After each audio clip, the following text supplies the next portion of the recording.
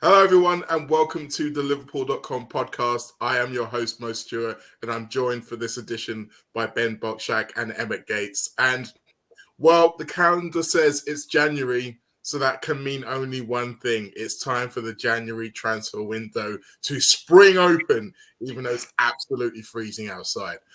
Now, for Liverpool, it all looked very, very rosy not a couple of weeks ago. Squad depth was no longer a problem. We were unbeaten. And then suddenly it all seems to have got into a rather sticky position now that Salah and Mane have gone off to AFCON for their 3 weeks of football feast in Cameroon. We're left without them, wondering where we're going to find a forward. We might be in a situation soon where another emergency transfer appears like it did last January with Ben Davies and Ozan Kabak. So, with that in mind, we're going to start to think about some realistic targets here. Not pie in the sky, I wish if we were playing FIFA, I would buy this guy. I'm talking about actual players who we could actually feasibly see in a red shirt before February 2022. That's the remit of this show. That's what we're here to do. We're all going to pick one player who we think could end up as a Liverpool player this month.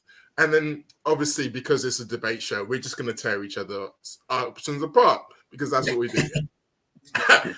So, before we get into the actual names, Ben, we should talk about Liverpool and whether or not we really do need to buy players. Because, I mean, squad depth FC was in the mud not even 1 month ago when Divock Origi was scoring winning goals and Taki Minamino was contributing to games. But those two are both on the injured list. Firmino's on the COVID list. Salah and Mane are in Cameroon. Could do with some forwards. You don't think? Absolutely. I mean, I think there's a few positions we could do with some reinforcement. I think the issue is January an ideal time to bring in a reinforcement? Because I think that's the big question. There's always going to be, even Manchester City squad, there's always going to be, weaknesses that they can add signings to it, and that's normal with Liverpool as well. There's always spots that can be filled, but the question is it the right time?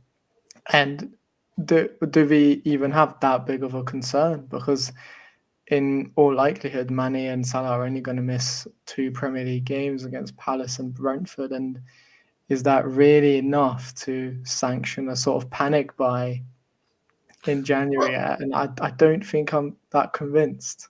Well, that's a fair point. I think we have to look at history when it comes to Liverpool in January and say that those kind of panic emergency buys aren't the kind of things they normally do. And as we mentioned in previous shows, Emmet, like those 2 Premier League games they're missing against Palace and Brentford, it could have been a lot worse. However, the flip side to that is there are a lot of Liverpool fans sitting there in the aftermath of that Chelsea game thinking, are we still really thinking about the Premier League? Does those cup games that they are going to play in, the semi-final, both legs against Arsenal in particular, do they become more important? Is it even more vital that we have someone around? I mean, obviously, I'm not saying Liverpool are going to pluck a brand new name off the street, but we do know that they have long-term targets, and most of them are normally for the summer. Is there a scenario where you can see maybe one of those long-term scenarios moving up because of this potential crisis? I mean, it's a difficult one. You're down as well, aren't you? Yeah, I mean, if you look at Liverpool's recent history with January signings, apart from Virgil van Dijk 4 years ago, they've been relatively quiet. And I mean, we all kind of know that the club will only move if they spot a really good opportunity in the market. And in January, there really isn't that many opportunities around. Teams are reluctant to sell players in January mid-season. I mean, the only thing I can think of is that, if there's a player who's going to be a free agent in 6 months, Liverpool may offer a bit of cash on the table now to get them in January instead of getting them free in June, maybe just to kind of help. I'm thinking midfielders. If there's a midfielder, we might touch on some of the names in a bit, but if they basically just go, right, we'll give you 7, 8, 10 million now, and we could need him for the next 6 months as opposed to waiting. I think that might be the only alternative. I don't think they're just gonna go out and put money on the table for someone that they haven't really been keeping their eye on. So, No. I mean, there's always a clamour from fans to sign someone in January, but there has to be value in the market, and I don't really think there is at the moment. Well, that is the perennial question, really, isn't there? It's the value. And you can have two different arguments on it. You can look at it and say that, yes, for most clubs, they're going to want to hold on to their players mid-season, so it's going to take a higher bid to get rid of them. But then the flip side of that, Ben, is that if everybody's waiting till the summer, then maybe you pay a little bit of an extra premium now to save you getting into a bidding war where the price may go even higher. Yeah, exactly. I mean, I think it's a difficult one because teams will be aware when you're buying in January, you're in a desperate situation, and when it comes to negotiations, teams can use that to their advantage as well. Selling clubs will be reluctant to sell, like Emmet said. So I think it still makes it difficult to buy players in the window when you're always starting at a disadvantage when you're trying to sign players, unless, like Emmet says, there is a player who's got 6 months left on his contract, and you want to avoid getting into a sort of bidding contract war, and you want to get ahead, and in that case, if that is a player who Liverpool think would suit their system and who would be ideal for the club, then it's a no-brainer to pay the extra sort of 10-15 million pounds. That would be enough to get them in now. And yeah, hey, sometimes you've got to be a little bit clever, and that's the thing. We've praised Liverpool's work in the transfer market over the last 4 or 5 years, and a lot of that isn't just from paying the most money for someone. Some of it is through getting in at the right time, building the right relationships at the right time. So you never know. I mean, conventional wisdom across history would suggest one thing, but I think in a COVID world where players can be dropping in and out of squads at random, I feel like there's a more of a instinct to want to have more rather than less bodies. We don't know whether or not some of the current squad are going to be moving on. There will be some offers for some of those. So we don't know whether Liverpool are going to make a move or not. But for the purposes of this show, we will assume that they will. And so, Emmet, I will pass the mic to you.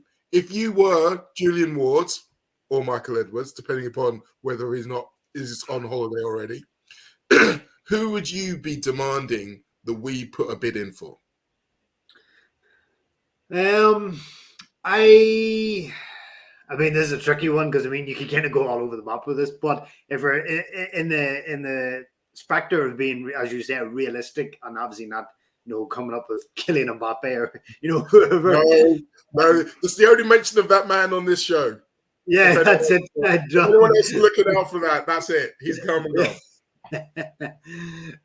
Well, speaking of Liga, I kind of like, I'm not sure if I'm saying his name right, so apologies if I butchered. Bruno Guimaraes of Lyon. He's a defensive midfielder, Brazilian, 24-year-old. I can't admit to being a big watcher of Liga, but from what I've seen of him, he is a pretty decent player, good on the ball, dynamic, can go backs to backs, can beat men, chips in with a couple of assists. And more importantly, Lyon are, like most French teams, broke or circling the drain of financial debt. Obviously, with the problems in Liga and their TV deal collapsing twice in what space of a couple of years, they're desperate for money.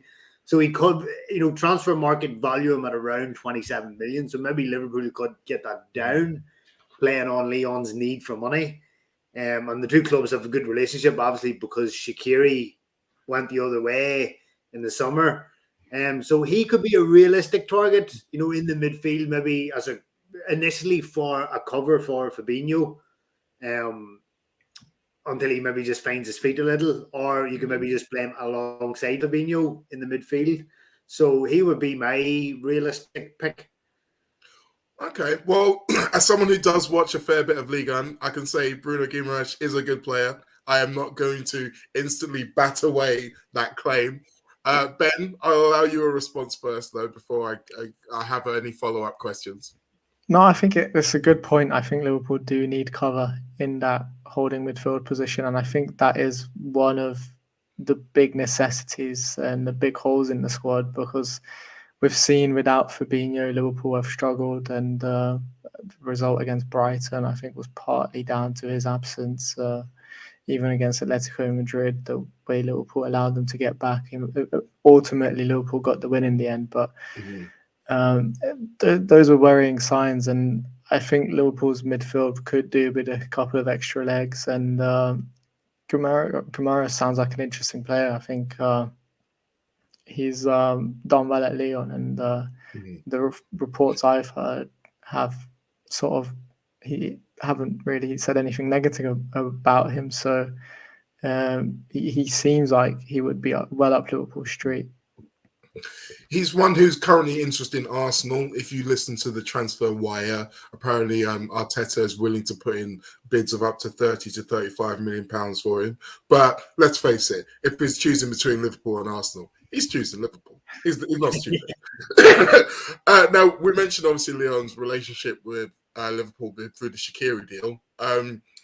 Apparently, there are rumours that they don't want him anymore already, so that could be slightly soured. Maybe they think we sold him and done. I don't know. Liverpool could take him back. We set realistic targets here, Emmet. Come on. No, we're not going to go backwards, but he's 24 years old. As we mentioned, defensive midfield is probably the hardest one to cover for. Now, also, bearing that in mind, Emmet, do you think someone in that position is what we should be looking for as a January transfer? Because that way they'll have 6 months maybe to acclimatise to the team. We've seen how long it takes to integrate yourself into Liverpool's midfield, and we know how tough a job it is to play in our system that way. So maybe bringing them in a little bit earlier rather than in the summer might actually help them when we're thinking about the future.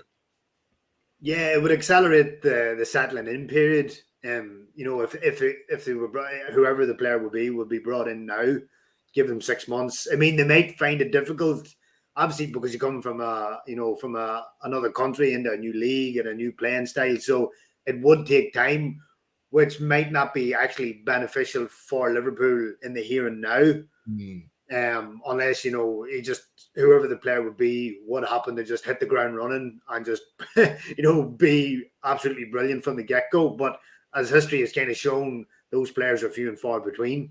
It usually takes a bedding in period of several months. If we think of Konate, Andy Robinson, even, and he was just coming from Hull, and he found it difficult. It took him till after Christmas in his first season to get settled in the club's way of playing. So yeah, it mightn't actually be beneficial for Liverpool now, but then you would think by the start of next season they should be fully integrated into the team. I think so. I mean, Klopp's not been afraid to play the long game. I think the best example of that probably is Fabinho, who came from the same league and plays in the same position, and he took his time. In fact, for a while, Klopp even kind of altered Liverpool's formation to help him acclimatise a little bit. So that's maybe something to think about. Okay, so Bruno Guimarães is on the board. He looks all right over there. Ben, what's your player? Who are you thinking Liverpool should target right here and now? Well, my pick is kind of on the same wavelength as Emmet. I chose Denis Zakaria, who has 6 months left on his contract. I feel like he's someone who can also play as a holding midfielder, but he's also capable of playing box to box. So I think the biggest thing Liverpool have lacked in midfield is sort of solidity. When we've seen over pre-season, Liverpool have tended to play with more advanced midfielders who kind of drop out wide and join up with the link-up play, like the likes of Elliott, and Henderson has been doing that a lot more often as well. But I think that leaves gaps in for the opponents to expose. And the best we've seen of Liverpool is this season, especially in midfield. If you think about the derby or the four 0 against Arsenal is when Liverpool have played with a double pivot with Fabinho and Thiago, sort of both dropping back and allowing the third midfielder to roam forward. And I think that's what Zakaria would be able to bring. He could form a partnership with Fabinho and fill in for Thiago, who does seem to have a lot of injury problems at the moment. He hasn't been very fortunate with that during his time at Liverpool. And obviously the alluring part about Zakaria is that his contract does run out in 6 months' time. So Liverpool could essentially sign him on a free contract in advance now, or pay a little bit extra like we talked about and get him in advance. It definitely seems to tick both boxes in terms of availability, but also desirability. Now, Emmet, he's someone who we have been linked with quite a few times over the past couple of years. So it's clear that there are people within Liverpool who believe he can play in our system. And talking about the midfield, and obviously recent games brought up the lack of control within the midfield as a key problem. And Ben mentioned, obviously, Thiago, who was the man who's supposed to replace Gini Wijnaldum, but he hasn't been able to get onto the pitch. One thing Zakaria has, he has that Wijnaldum positional sense to be able to place himself in the right position, to be able to cover a wider area of the pitch. And those are the kind of instincts that I think we need in more of our midfielders, don't you? Yeah, absolutely. I mean, you can at times I kind of felt that, you know, Liverpool haven't really missed Wijnaldum, but recently I've kind of changed my opinion on that, and I think that he has been missed. As Ben said, that box-to-box player who can cover up and down as opposed to maybe just one area of midfield. And Zakaria would tick a lot of boxes. Obviously, he's really good with the ball. He's powerful, dynamic. He kind of is like a Wijnaldum, but 6 or 7 years younger. So he would definitely be one. And obviously, Liverpool have been linked with him on and off for the last probably most of 2021. So, I mean, if we get him, you know, if the club got him in now, it would probably help. You could imagine that he could hit the ground running, considering that, you know, Bundesliga sides tend to play the way they play. It's kind of similar to the way Klopp sets his team up anyway. So, you know, you imagine the adjustment wouldn't be so difficult for Zakaria. So if you help Liverpool in the here and now, and then obviously it would help in the second half of the season, and then by the beginning of next season, he'd be fully integrated, and I think everyone would kind of win in that deal. Yes, I think that's the hope, and I think when you're asking for people to adapt to the team, like I was saying before, with Guimarães and with Fabinho, the instincts that you have is those are your building blocks. So someone who has the instincts of Zakaria is going to be able to slot into the team, and even if he doesn't know the full patterns of play and everything, he's still going to be able to be useful based on what he can do and what we know he can do already. Now, I like Zakaria. I like Zakaria so much, I almost tempted to say him myself, but I'm glad that someone here has mentioned it. I knew I could rely on you guys. I think he's a solid pick. I also think the contract situation really makes him a lot more viable. And I think he's the kind of player that someone's going to go for. So rather than seeing him end up going to Arsenal or a Newcastle for £7 million or something ridiculous, go and give them £9 million. We'll bring him in. We'll be fine. But it's my turn now. And as I mentioned, I didn't pick Denis Zakaria, and I almost did. But that's because there is one person I have to pick. I have to go with the forwards. You guys have gone with the midfielders. I'm really worried about the forwards. And with forwards, they are arguably the most reliable to hit the ground jogging, if not necessarily running, because, again, penalty box instincts dictate how well you can do as a forward.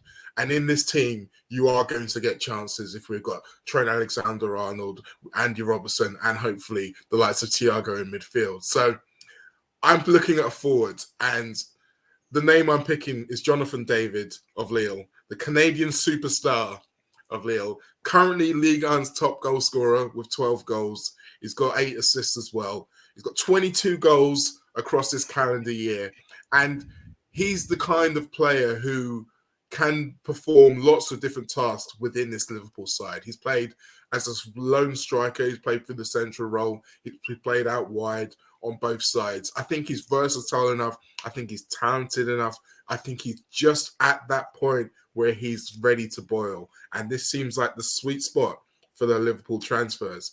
The thing I worry about, Ben, is that while previously Lille are in financial troubles, it's fair to say, since they've drawn Chelsea in the Champions League, they have that extra carrot to dangle in front of the likes of Jonathan David's eyes. And they have already sold Jonathan Nicone to Fiorentina. So that financial weight is lifted maybe somewhat. Does that make it a little bit tougher for Liverpool, do you think? I have to agree. I mean, I'm a big fan of Jonathan David as well. And I think he is someone who should be a target for Liverpool in the summer. Absolutely.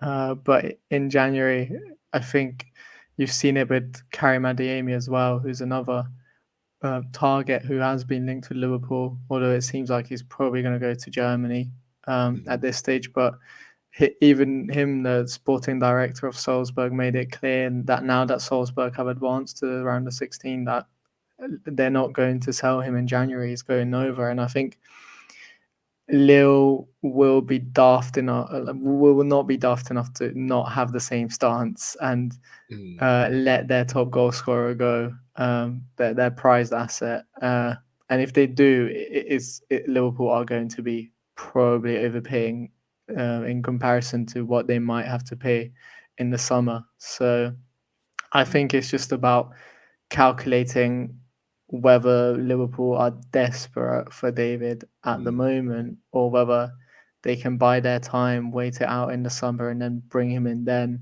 where he has the whole of pre-season to settle and adjust to the system and then really start to boil when the Premier League kicks off again. That does sound like the more Liverpool way of doing things. I think that's fair to say. I think my feelings around this show, around the idea of an immediate player who can hit the ground running, I suspect may not be quite as desperately felt within Kirby as it is here. But still, that doesn't matter. We are here to pontificate on the idea. And the thing with Jonathan David, Emmet, is that he's on a real tear right now. And if it comes to the summer, by the time he gets to the summer, if he scored 25, 30 league goals, it's going to be a lot more expensive than it may could be right now.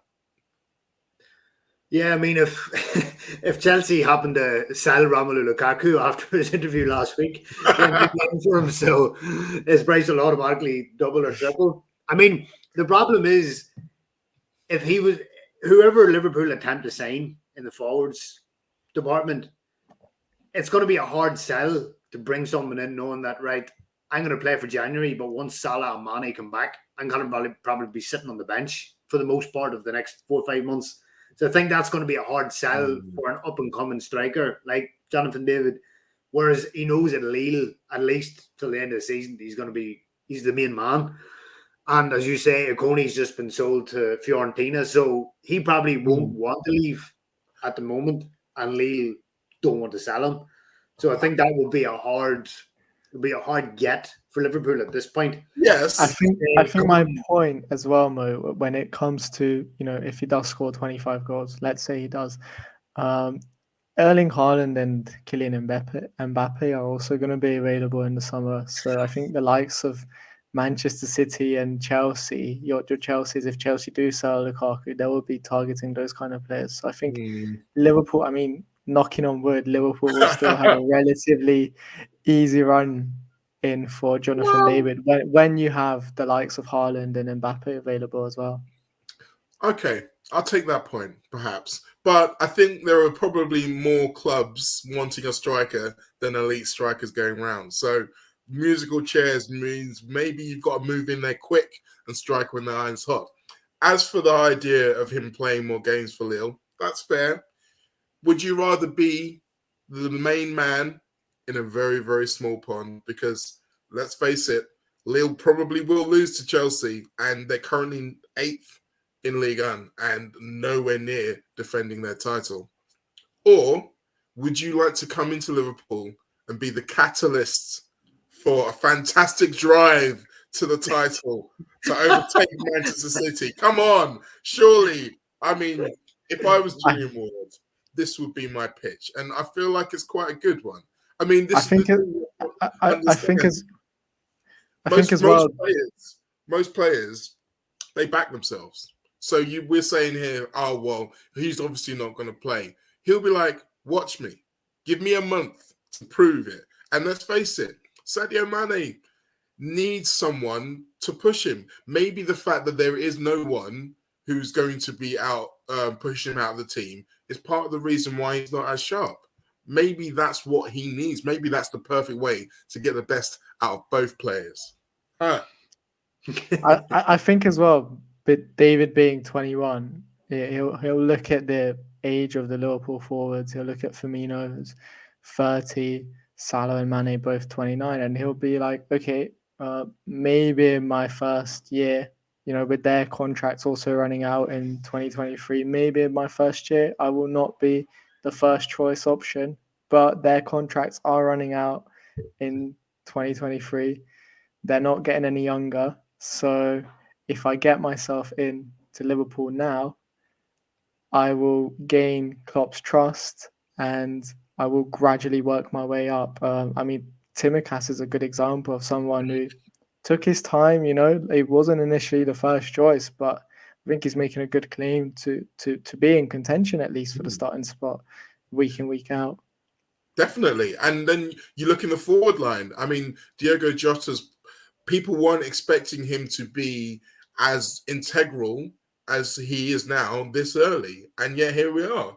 He already is. And so there are all these things that I'm hoping people are saying to Jonathan David and his agents. But well, to be fair, as you said, Mo, players are they back themselves and they're very egotistical. Like, I think you said at the top of the show that he's top goal scorer in Liga at the moment. Is that right? Like, I think he would want to have that feather in his cap that he finishes the season as top goal scorer in the French league, and then that's another accolade for his, for his ego, for self-confidence, and then Lille can shop him around, going, well, here, anybody want the top goal scorer in France, for 60, 70 million? So he might want to stay the season and get that accolade. Damn it, that's a good point. Yes, he might. We'll have to wait and see. Maybe he'll score enough goals between now and the end of January that he'll still win it.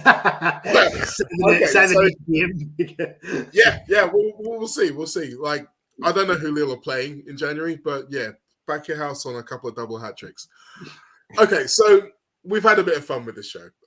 We know that Liverpool are going to do whatever they do, and we aren't going to have any influence on it, but it's certainly fun to think that if they are having these meetings, these are probably the kind of names that they are battering around. And I would say personally, of the three, despite the fact that I don't like to lose, I do think Denis Zakaria is probably the most likely if you think about which one of those could be in a red shirt by February. Ben, what do you think? I mean, I agree. I'm writing a piece on him at the moment and why he would be a good signing. And I think, as much as I like Guimaraes and David, and I think they could be viable options in the summer, I think Zakaria is the more sort of pressing one because of the fact that his contract is running out. And if Liverpool are seriously interested, then now is the time to strike. That there's never been a better time. And if Liverpool divert or prolong the whole situation, then someone else will come in because a player like Zakaria is going to demand interest, and he is already demanding interest according to reports. So I don't think he's going to be a free agent or someone with an uncertain future for very long. No, this isn't going to be one where we can afford to diddle, I think, if we're going to go and get him. Emmet, how do you feel? Who's the most likely? Yeah, I mean, I agree with Ben. Guimarães, apologies if he ever listens to this and he hears me. He's not coming here now, is he? I mean, his contract doesn't expire to 2024. So, I mean, Liverpool really have no leverage apart from maybe Lyon having financial difficulties. So, I mean, Zakaria, as Ben said, is the most likeliest one with his, and he's already announced that he's leaving. So Liverpool can go, here's 5, 6, 7 million, bring him in now. And that's the most likeliest one. And I think it's the most pressing one because, as we saw yesterday, Liverpool's midfield has problems and needs to be fixed.